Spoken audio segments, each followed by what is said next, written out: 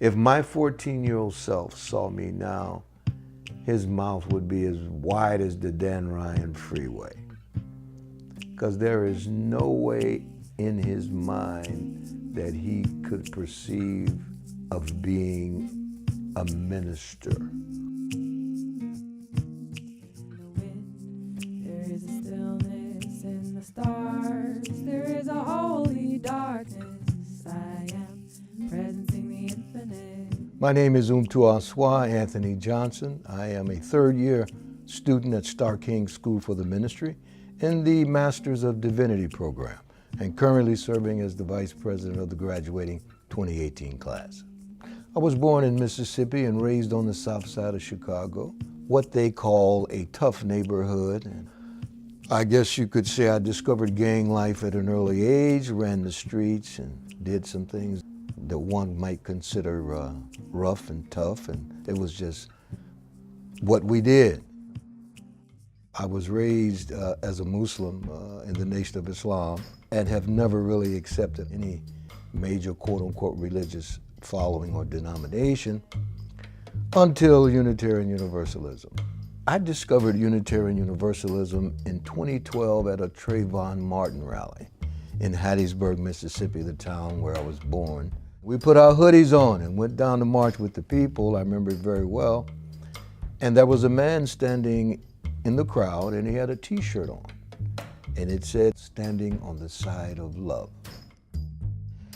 Brother Anthony, we struck it off. He was like the long-lost brother that I had been missing all my life. And right away I said, "Are you interested in coming to our church? We'd love to have you." And he paused a second and said, "Sure." And so he did come. And he came back, and we invited him to speak. And he did. And he became a very good friend of this congregation. My father is the founder of an Islamic village about an hour from Ellisville, Mississippi, where our home is. It popped in my mind, they want to do interfaith, and I know the folks at our home, so I proposed it. It's going on now about 3 or 4 years that the Muslims from New Medina have been going to our home Universalist Unitarian Church in Ellisville, and my friends from our home in Ellisville have been coming to the mosque in New Medina. It's been a long time since I've seen you. If you remember me at all, I've been the short one in the picture with my hip against the wall. So what was happening was this thing called Unitarian Universalism, kept showing up.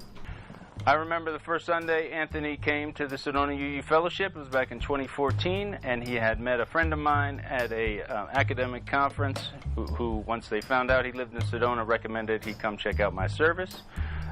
And he was very struck by it. He continued to come for another year until he approached me and told me he was interested in becoming a Unitarian Universalist minister.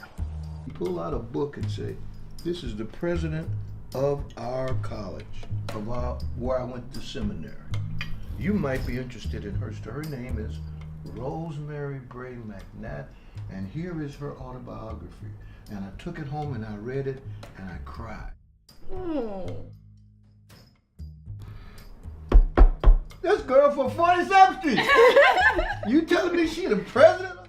Growing up in Chicago in the 1960s has everything to do with my commitment to progressive, counter-oppressive, theological education. Everything to do with it. The truth is, we're here to teach a different way because we want a different world. Most people deny that oppression exists. And yet here was an institution saying, not only do we recognize its existence, we have a curriculum designed to educate to counter that. So needless to say, my interest was piqued. Responding to the challenges of the world, whether it be living in white supremacist culture, climate change, moving beyond gender binaries, multi-religiosity, organic multi-religiosity. These as these things swirl and change in the world, also our work in the world, our presence in the world changes. One particular class at Starr King that really impacted me, Educating to Counter Oppression, or ECO as they call it at Starr King, with Dr. Gabriella Latini. It was all experiential learning. So we sat in circle and just went about what does oppression mean? What does that mean? How has it showed up in your life? As Anthony moves forward with his ministry, I'm excited to watch how that will blossom. He has so many gifts to give to Unitarian Universalism, especially around his social justice work and his anti-racism work, his ease of working with people from different backgrounds. That's been his work for most of his adult life. Kind of being a bridge builder, if you will, between races and cultures. When I see our graduates in the world, they are like stones that create a ripple of humanity, of justice, of fierce love in places where none of us, myself included, are supposed to be allowed to be religious leaders and scholars in the world. Starr King invests in the impossible. There has been major progress, and I feel major work to be done. Justice for all. If I could say something to my 14-year-old self, I would say, keep your head up, keep your head in the books, and everything's going to be all right.